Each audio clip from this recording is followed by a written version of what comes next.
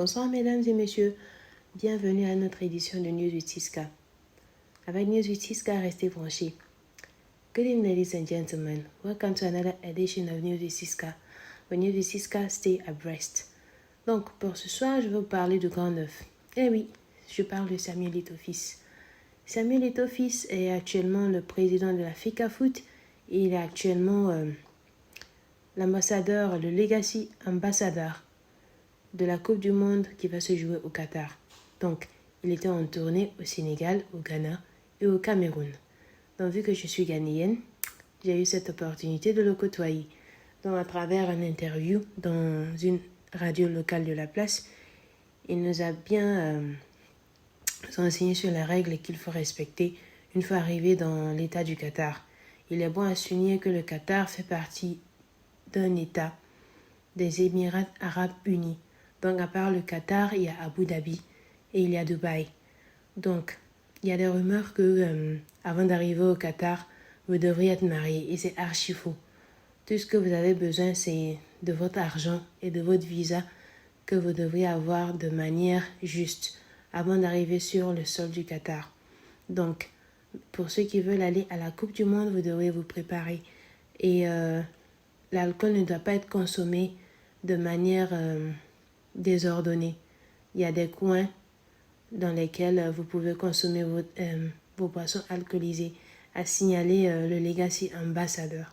Donc, je vais rentrer un peu dans ces archives. Pour ceux qui ne le savaient pas, Eto'o-Fils est camerouno-espagnol. Voilà, c'est-à-dire que vu qu'il a duré au Barça, à la longue, il a la nationalité espagnole. Et il a gagné 2 fois la Coupe d'Afrique des Nations avec les Lions Indomptables du Cameroun. Il a été 4 fois joueur africain de la CAF et il a gagné aussi la Coupe UEFA avec ses coéquipiers du Barça 2 fois. Il a évolué au Inter Milan.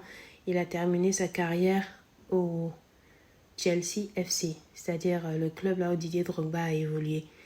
C'est là qu'il a terminé sa carrière footballistique.